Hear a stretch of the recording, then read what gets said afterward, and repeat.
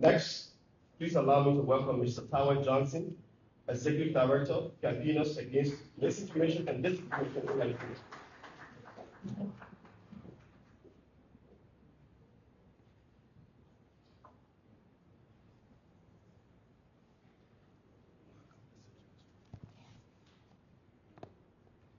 Thank you, Mr. Taweh. Thank you. Mr. Taweh Johnson is the founder and Executive Director of Campaigns Against Misinformation and Disinformation in Liberia. He is improving community resilience to false information in Liberia. Moreover, Mr. Taweh Johnson served as the local consultant for the Global Affairs Canada and National Democratic Institute Social Impact Assessment on Disinformation in Liberia. Mr. Johnson is a graduate of Sumy State University in Ukraine, where he studied information technology. He has received professional training in Liberia, Ukraine, Russia, Ghana, Zambia, and Cape Verde.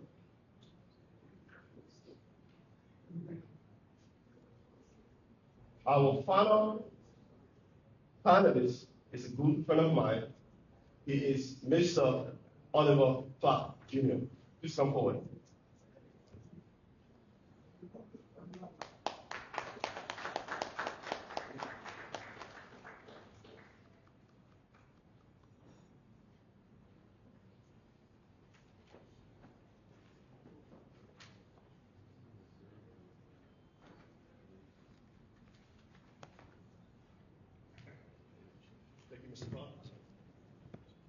Mr. Clark stands as one of Africa's most dynamic technology entrepreneurs, blending visionary strategy with deep local insight.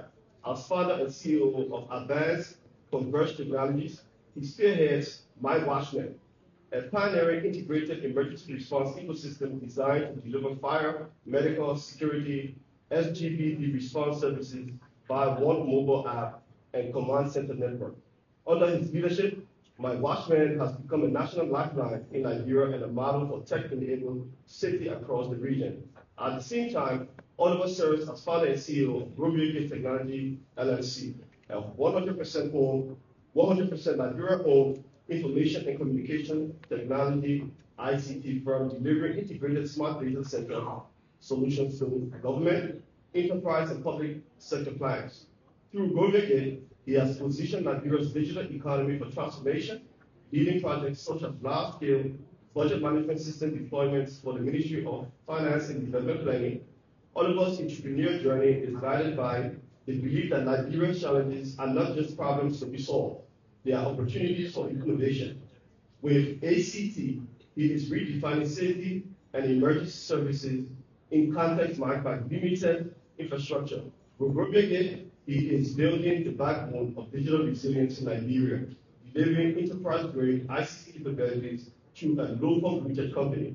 His work has earned him continental recognition. In 2023, he was named West African Founder of the Year at the Global Startup Awards. Earlier in 2019, he was inducted into the CEO Hall of Fame by African Leadership Magazine. Thank you so much. Please give a round of applause to our esteemed panelists. Do we still have Bronswell joining us virtually? Yes, I'm still here. Great, okay. So, because of time constraints, gentlemen, please give your responses to 2 minutes or less so we can cover as many subjects and opportunities as possible. As moderator, my input obviously is going to be very limited to allow these gentlemen to give us a solution. So let's go for it. I would like to start with you, Mr. Khan, from MOPT.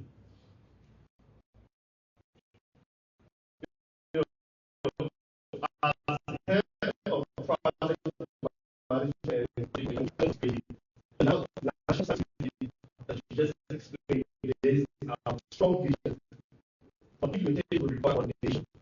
Financing institutional discipline as also highlighted by Alpha. Question. Please remind us again the immediate steps needed to translate this strategy into operational reality, and how will the government ensure that ministries, regulators, and critical sectors move in sync under a unified implementation plan? You have 2 minutes. Thank you. Let me just say at the Minister of Post.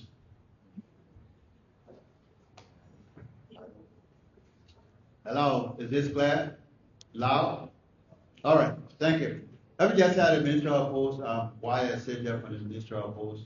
I have able lieutenants, so ask your question. If I don't answer, they will answer. Chef, I know you are here.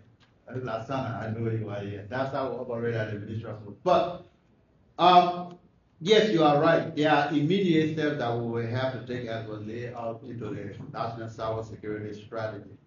First thing first, let's put those governance in place, legal framework into place. Because we have tried from time to time to do it at the Ministry of Post, but the major stumbling block has been legal framework.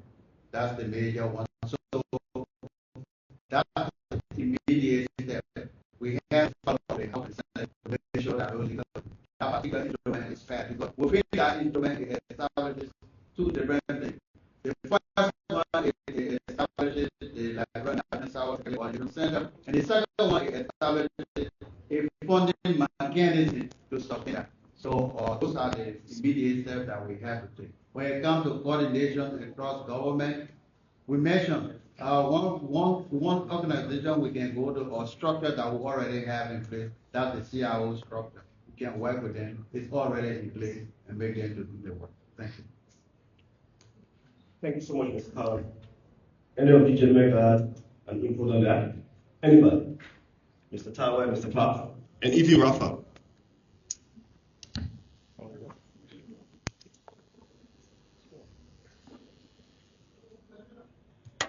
Any comments from you guys? Okay, we'll move on to the next one.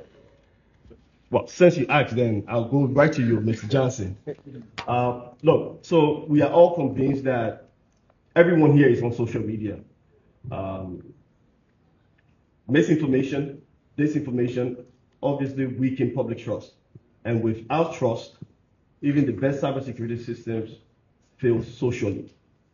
How can Liberia's cybersecurity agenda integrate public education and awareness efforts to build citizens' confidence in digital platforms and reduce susceptibility to online manipulation? We've seen a lot of those over the several months. There was an incident with two young Liberian girls on social media. One was alleged to have physically assaulted the other. Can you expand on this? Thank you, Sekou. Thank you, Sekou. Hello, everyone. It's great to be on this panel. Let me appreciate World Bank Group for extending us an invitation to serve as a panelist on this panel. And we are grateful for this opportunity. Misinformation and disinformation are major cyber threats. Misinformation and disinformation cause distrust in digital platforms. So this is why we all have to get involved in countering and combating false information in order to have a resilient Liberia in terms of cybersecurity. Now, regarding your question, even though we embrace public-private partnership when it comes to cybersecurity, we have to be specific as to what we want in that partnership. So we are here to tell you exactly what Liberia has to focus on when it comes to improving community resilience online in terms of combating false information. So what we have to focus on first in this partnership is to develop a cyber lexicon. Do you know what that cyber lexicon will do? That cyber lexicon will comprise of cybersecurity words, most used words. For instance, cyber risk, cyber threat, and you name it, and other tactics bad actors use to deceive people online. So that's a major thing we have to focus on. And that cyber lexicon can also be used during an awareness, cybersecurity awareness campaign. Besides, we can also use that cyber lexicon to educate students in schools. Now, coming down to what we also need to do We also need to organize an inclusive digital literacy education. Do you know why that is important? That is important to enable and empower Liberians on how to authenticate links, on how to authenticate online information. Let's go back to 2023. Most of us here remember smart AI. What happened? Many Liberians got scared. They lost their money. People invested. I know we have some victims here. Perhaps they don't want to show themselves. But many people got affected. They invested their cash and they lost their cash. This tells you how significant combating false information in Liberia is, because we all have to get involved. Most people can say, oh, that their business. No, this thing here is everybody's business. To ensure a cyber resilient Liberia, we all have to get involved. Now, what we at Campaigners Against Misinformation and Disinformation has been doing just recently this year, we brought together marketeers from 12th Street Market and Fiamma Market. You know what we did? We empowered them with skills on how to verify online information.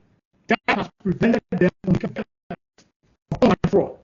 It has also empowered them to online. This is what we have been doing. And you know what we do? We also teach them how to use free digital tools, such as CAMDL, such as Google Reverse Image Search, such as TeenEye. These are all free online resources that we have empowered marketeers to use to stay safe online.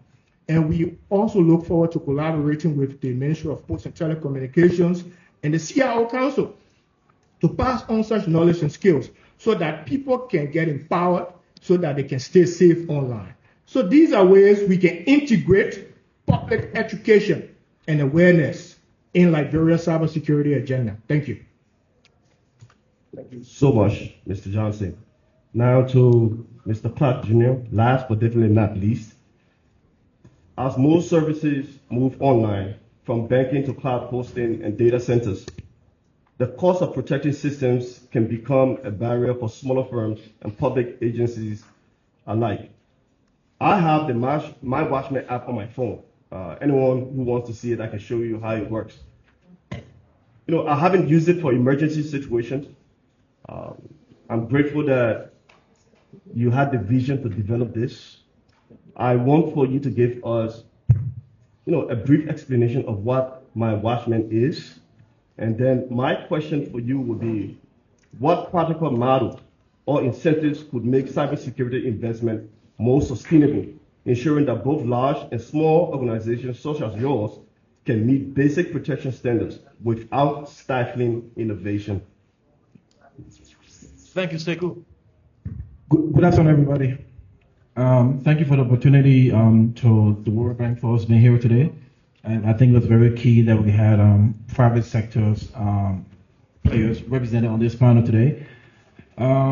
Just to go into your question first, I'm glad that you have the app on your phone, and one of the things we are doing right now to make sure that you use the app in the absence of emergency is 3.0 that enables like community engagement, wherein if there's not emergency, but there are possible security threats, there are possible drug dealing within your area, you can report in the app. So it's going to be like social media safety.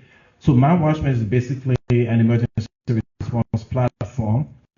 What we've done is we take the manual process and the silos we have in the emergency response area, the gaps. Everyone's trying to have their own emergency response center. What that does, it creates lack of coordination. It creates chaos. So, for example, if there's a fire emergency, more than likely there might be injuries. But you see fire service responding without an ambulance in most cases. We have to get to if it's a fire, and in most cases, fire service will respond without police. What we have been able to do is bring the entire emergency response coordination to a single platform. And we market this to the bottom of the pyramid because that's where our population sits in terms of economic power. So the way we have been able to do that is to collaborate with government to a certain extent by having government institutions as our primary responders. So the model we approach our business with is have police be your same security response, have fire service be a fire response, have EMS be your medical response, even though we have private firms working with us as well. But by doing that, government already have, most of those government agencies have the fiduciary duty to provide those services. But what they lack is the technical capability to be on time, to gather data, and then to perform the service, and then even just to have records. So I gave a common instance, and I will get to your question. Within our first 18 months of operations, we were able to share critical data with the fire service. About 75% of the live emergency that came through our app, they were all fire related, 75%. But more importantly, the data we shared with fire service has been able to help government in terms of resource allocation. Out of the 75% fire emergencies, about 65 or more was from within a certain square mile radius. There was about 65% came from the rural area. So when government was talking, I think about 2 years ago, about buying 17 fire engines, our question to them was, where are you going to deploy that? Do you know what the hotspots are? So those are things we've been able to share with government. And to minimize costs, we have been able to train government personnel, police, fire service, and now we're getting DA on board to have them work from our emergency command center. So now they are the primary dispatchers we use for my watchman service. So to your question regarding cybersecurity, and I think the approach needs to be a national tiering system. And what I mean by that is that you cannot ask the same requirements for a 3 or 4 man startup as you would ask for a well-established firm. And we're seeing that happen right now within the fintech sector.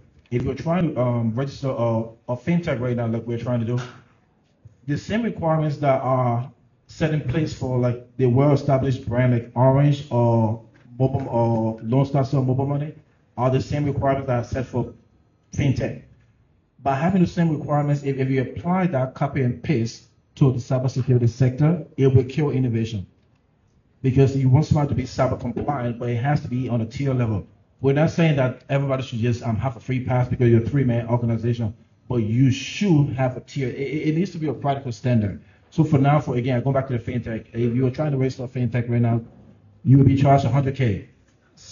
A 3-man startup cannot do that, even though your idea may be great and everything else, but they're holding you to the same standard as they're holding the bigger company. So for cybersecurity, smaller company needs to be measured based on their capacity. 2, there needs to be a shared value model wherein the government invests in SOCs. And by doing that, you approach cyber as a utility. By having that, smaller company now can invest or maybe use that platform for hosting their own security protocol instead of trying to build something on their own. That way you minimize the cost. And again, like I said, you don't crush innovation. Thank you. Thank you. Thank you so much, Mr. Clark. Raphael, are you still with us? I am indeed. Okay, great. So this goes back to you. You mentioned in your assessment on public-private partnerships, like the situation in Togo. Could Liberia possibly consider creating a sovereign wealth fund, like the Qatari wealth fund or even the Norwegian fund, not just to finance initiatives like My Watchman, but to also take ownership and demand Liberian tech companies be part of the solution? Yeah, we talked about this a little bit offline, and I think that is actually something that Liberia should be looking at. I mean, I don't remember what the exact figure is, but I believe it's around $2 billion in remittances that Liberians living outside of Liberia generate. The reality is this, cybersecurity is not just a cost center, which is the way that we've looked at it for 10 years. It's a profit center. And it's a profit center because of the fact that it's so essential to everything else that digital economies create. So I think absolutely, creative thinking like creating your own sovereign wealth fund is one way of being less dependent on donors, taking much more ownership, and in fact, addressing one of the key problems, which I didn't talk about in the assessment, but which is important to consider. If you permit me, there's 4 things that really are important to underline. First of all, everything we talked about today, at the end of the day, depends on transparency and ensuring that corruption doesn't thwart its implementation. That is not just a Liberia problem, that's a global problem, but one which has become amplified in the information age for one very important reason, and that is that cybercrime pays. When you're talking about $10.5 trillion worth of value being created in cybercrime, that creates a toxic environment for any public institution. And we've already seen this. In countries like Myanmar and Cambodia, cryptocurrency scam farms organized by Chinese and other organized crime have started to dominate and create economies in of themselves that completely undermine public authorities. That's hugely, hugely important. And I think very, something which, again, being able to share responsibility between sovereign wealth and public authorities helps create a barrier against that toxicity that exists. It's also important maybe to end on a very positive note, and that's AI. AI is truly transformative. This is the next wave of evolution. And well, a country like Liberia is going to have a hard time competing against this hyper-scalar, fully concentrated market, which is this multi-state. That's actually not true. I recently wrote a study that talked about how emerging economies may actually win by not racing in AI, because at the end of the day, what makes AI work is smart local data. ChatGPT may help you write a better essay, but a locally trained AI model that, for example, captures agricultural information in Liberia in order to make crops more effective actually has a lot more value to Liberians and for Liberian growth. And that's possible to do because of the way that AI is developed, which is largely as an open source model. Now, this is obviously a topic for another discussion, but one which is really important, that we just don't need to be talking about the challenges and opportunities of the past, but we actually need to have our eyes on the future. And maybe that combination of sovereign wealth and looking at the future, including AI as one of the transformative mechanisms, is really where these values come together. And in the chat, I'm just going to put the link to the article that. So thank you. Thank you so much, Mr. Clark. Yesterday, we listened to one of your colleagues talk about the National Digital Addressing System, currently underway by Ministry of Posts and Telecommunications. My question to you is this: for those who were not fortunate to listen to this, what is NAPAS, and what plans are being developed to institutionalize cybersecurity functions within government, including sustainable financing, dedicated capacity, and coordination structures that last beyond project cycles?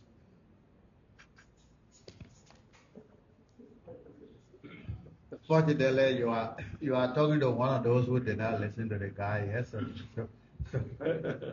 But to be straight up, NAPAS, the system is the National Postal Address System. That is put in place for each individual to have, or each house, or each land, just whatever it is that you want to have a digital address. The team is now working from Arotu coming towards town as I speak. So at the end of that project, each and every piece of landmark will have a digital address. That will enable you to get kept from anywhere to anywhere. That will enable pretty much like what Oliver was saying.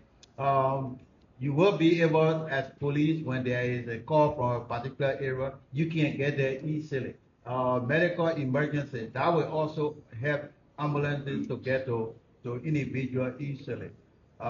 So the team, as they go on, again, thanks to the minister and the team that are developing that. So once that is completed, it will be an address for every individual or everything. Even the land, you would think that it's a vacant land, but it will have its own unique address.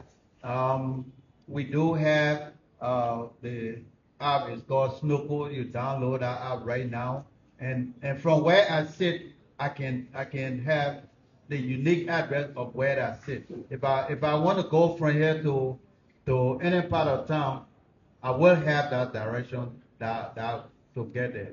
I tried that. I went up Bone County. I was just trying it because I got the office programming it, and I was in Sunway. I said I want to go to the post office in Monrovia, and it gave you the direction from where you are straight to this public building, because those are the key factors that we have right now.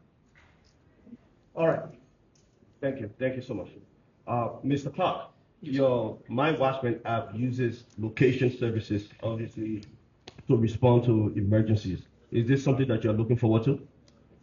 Yeah, that is something we're looking forward to. But in the design process of My Watchman, we consider that gap as well too in terms of digital addressing system here. So the app pretty much uses pin drop. So if you're in an emergency, the app grabs your location.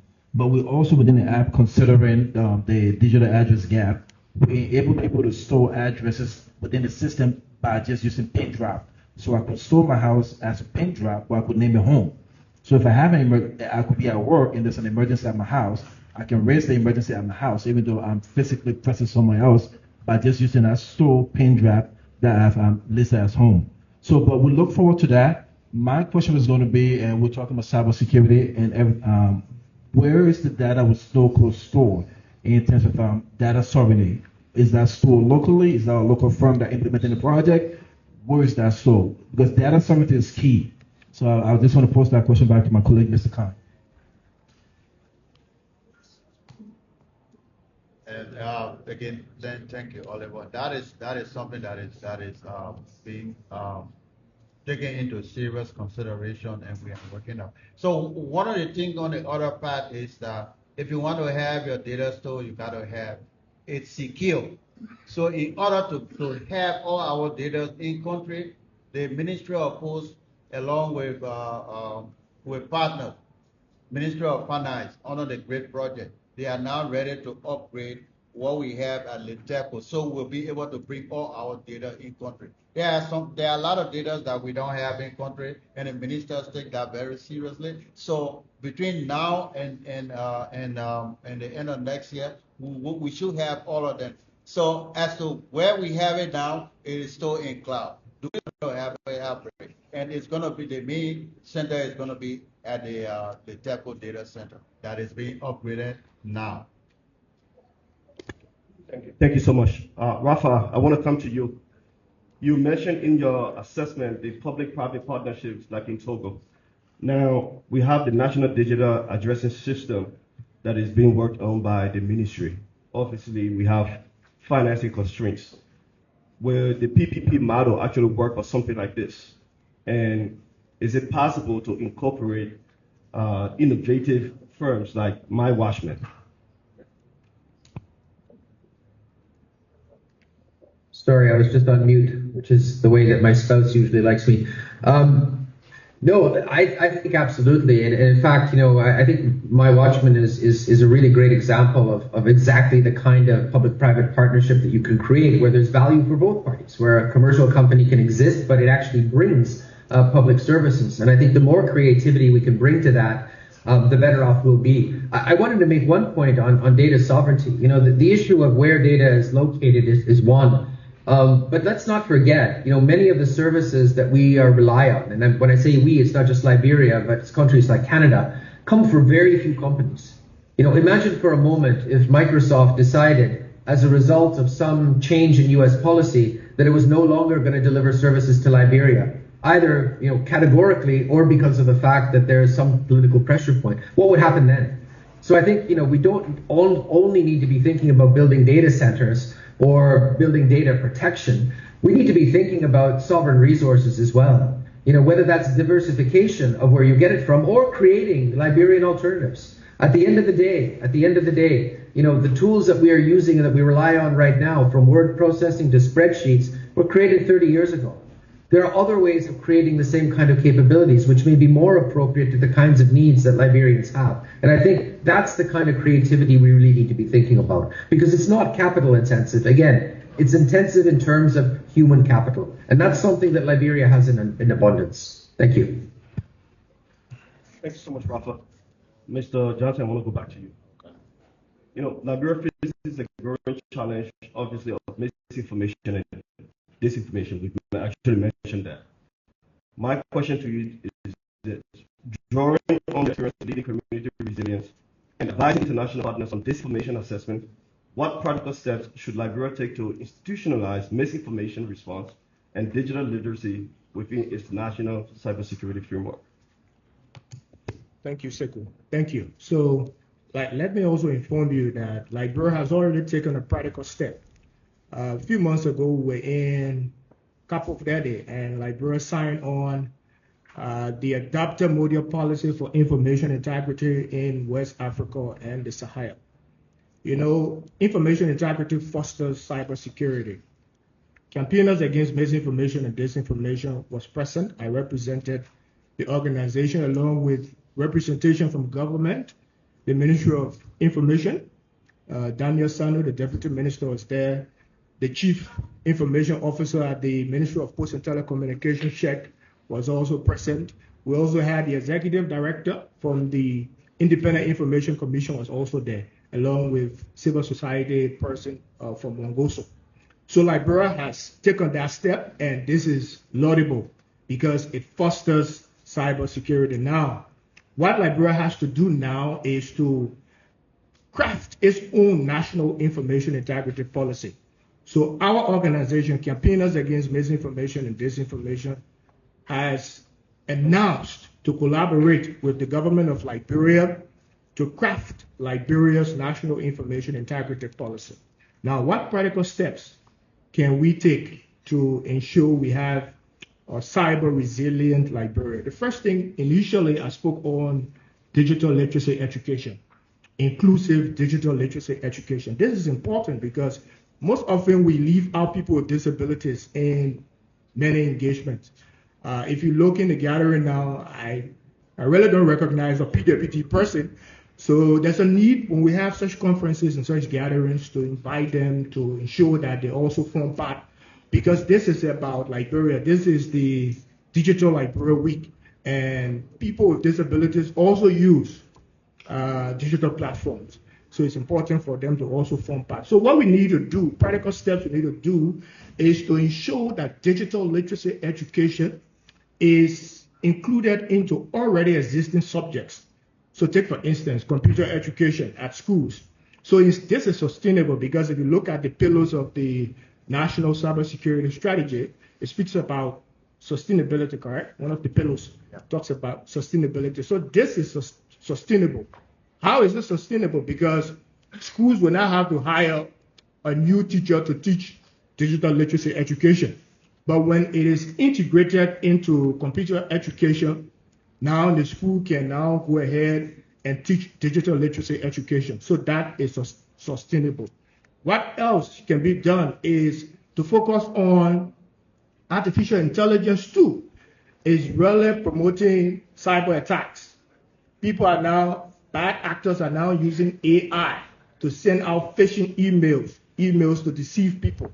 So the Ministry of Post and Telecommunications and other key technology players can focus on AI. How do we design AI softwares to detect, cyber attacks and also protect digital platforms? That is also a practical step we need to take. And these steps are all part of the private-public partnership that we intend to focus on. Now, what else can we do? We have digital platforms. We have websites. Now, you need to create a chatbot on your digital platforms where citizens can ask questions and get response in no time, verified answers. So these are practical steps we can take. Another practical step we can take is to ensure that cybersecurity messaging is educative, is informative, and engaging.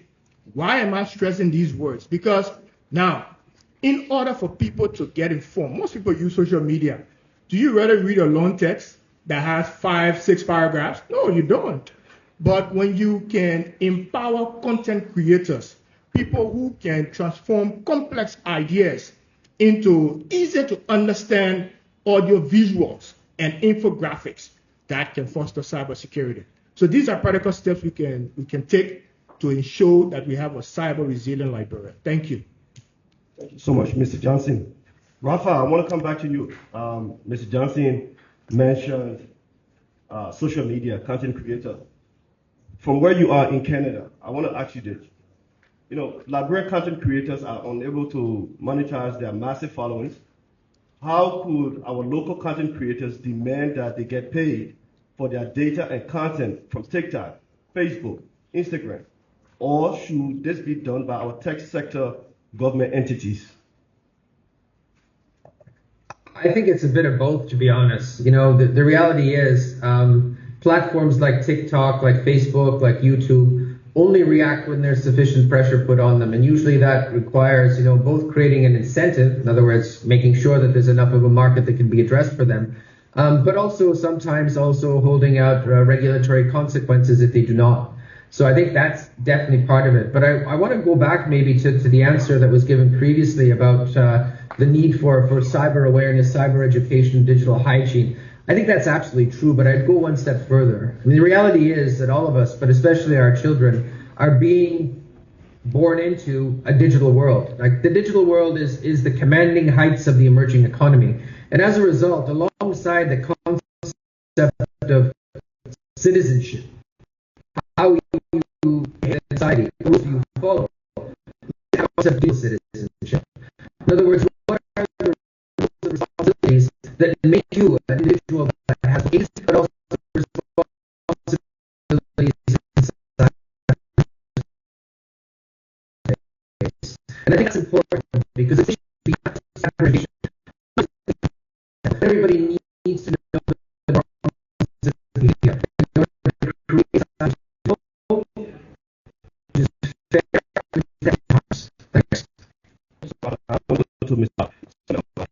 and my wife uses data, and within you obviously capture medical information for your users.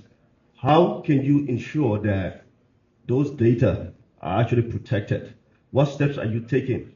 And is it big enough for you to monetize? Thank you. Very good question. The first thing is we are HIPAA compliant. We are SOC 2 compliant, DDRP compliant. Unfortunately, and we got the question just the other day as we were speaking to partners in Ghana, and he was asking about Liberia, and unfortunately here there's no policy around data protection, data sovereignty. So with those data we gather, there are level authentications. So there's two-factor authentications. There are roles and permissions based on users' access to those data. Certain data are not accessible unless there's an emergency. So for example, like medical data, if you were to voluntarily upload your medical data, they actually alert you that by uploading this, you allow my watchman to access this if you were ever in a medical emergency. So what we've been able to do with that, that data is hashed out. So our staff, unless you're at an appropriate level, even at that level, you don't have access to that data unless an emergency is triggered. It has to be a medical emergency that you have access to that data. And then we have details as to who goes to the system and does what. We've been able to AI within our system right now to do a lot of smart work and detection for snooping all those cybersecurity prevention. So yes, our data protector, we meet all the required standards, and that's why when we were getting our certification in Ghana and Kenya, and hopefully Nigeria very soon, we had to meet this data protection certification in terms of how we manage the data, how we access the data, and how we protect the data. So we are HIPAA compliant, SOC 2 compliant, DDRP 2 compliant as well. Yeah. Thank you so much, Mr. Park. Now we need to actually wrap up because of time. I want to start with you, Rafa. If we could all please give 1 minute closing remark. Let's keep it at 1 minute each, please. Rafa. I'll go even less than 1 minute. I think the main message for everyone there is that, I don't want to leave people with the impression that it's all challenges and no opportunities. Liberia is one of the youngest populations in West Africa, and also one which has unique characteristics, including in terms of education, its connection to the United States, and quite a large and active diaspora. I think, that for all of the challenges and obstacles that we've talked about today, there are huge upsides as well. The My Watchman application is just one example of a creativity that's just waiting to be untethered. And I think the combination of a national ICT strategy that recognizes the importance of governance, that looks forward, that opens the door to public-private partnerships. In other words, not to look at development the way that we've looked at it in the past, but really looking at it as something that needs to be built on a partnership with the private sector. That really is the future. So I'm actually quite excited about what can be accomplished in Liberia, and I wish you all the best and luck, and hope to be able to visit Monrovia in a few years and see the progress that's been made. Thank you. Thank you so much, Rafa. We can do it sooner than that. We don't have to wait for 3 years. We can wait maybe a month or two from now, or maybe even the Liberia Tech Summit that is coming up in 2026. Mr. Khan, up to you. Thank you. In closing, let me just mention that why the data protection law bill is at the legislature, we are also working on the data strategy from the Ministry of Post. Before closing, let me say I was talking about the upgrade at the National Data Center with the ministry and partners. That's one of the great project. I want to mention that they are doing a very good job. The consultant are in country. Finally, let me say thanks to everybody. It is always mind-moving to speak about cybersecurity because it is dear to our heart. Thank you. Thank you so much. Mr. Johnson? Thank you. Thank you, Sekou. So my closing remarks, we at Campaigners Against Misinformation and Disinformation, whenever we are closing or whenever we are having a conversation, discussion regarding false information, we always like to close with 3 steps to verify information online. And this can foster cybersecurity too. Now, whenever you get an information online, these are 3 steps you need to follow. At Campaigners Against Misinformation and Disinformation, we have designed these 3 steps. So the first step you need to follow is you need to pause. When you see an information online, you need to pause, regardless of whichever digital platform it is or social media platform it is. You need to pause. Do you know why you pause? You pause to understand the information you get or you are seeing. And you can also read that information again to better understand it. And the next step you do is to reflect. Do you know what that does? It helps you to critically examine this information. If I share this information, how does it affect me? How does it affect my family members, by extension, the country Liberia? That's why you reflect, because you just don't share any kind of information. You can't believe if you share anything now, what will happen now? Seconds. If there's a false information that is let out here now, you can't imagine what will happen here now. Now, the next step you need to do is to verify. That's when you make sure the information is correct before you share it. So our advice to you is don't be in haste to share any information. You need to follow these 3 steps before you can share information. You can verify using at most 3 sources. You can use reliable and credible news outlets. You can also contact us at Campaigners Against Misinformation and Disinformation to help you verify too.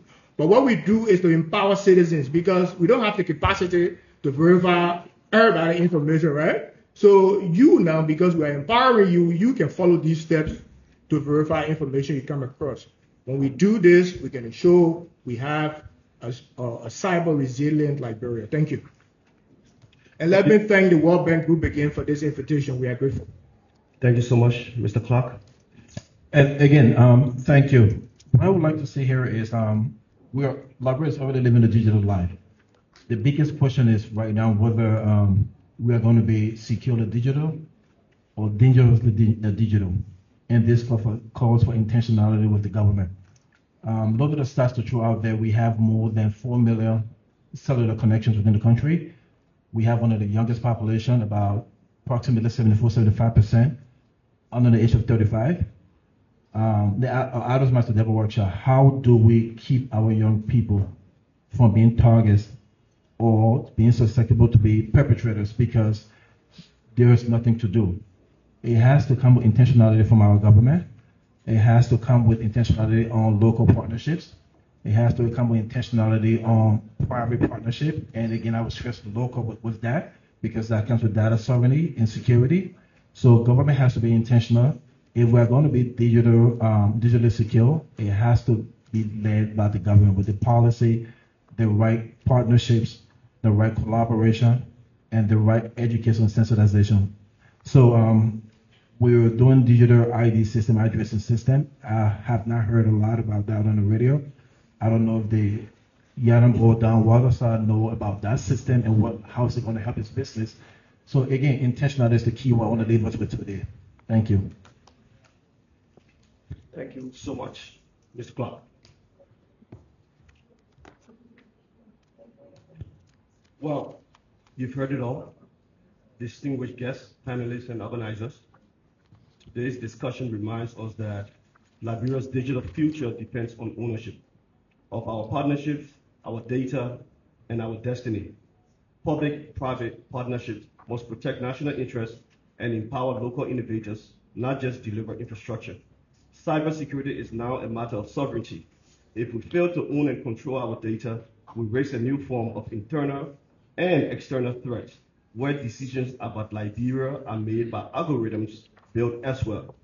But with the right vision and collaboration, AI and data can become tools of liberation, driving inclusive growth and digital independence. Thank you, World Bank. Thank you, MOPT and sector partners. And also thank you to our distinguished panelists for your insights, to our audience for your engagement. Let's move on to discussion.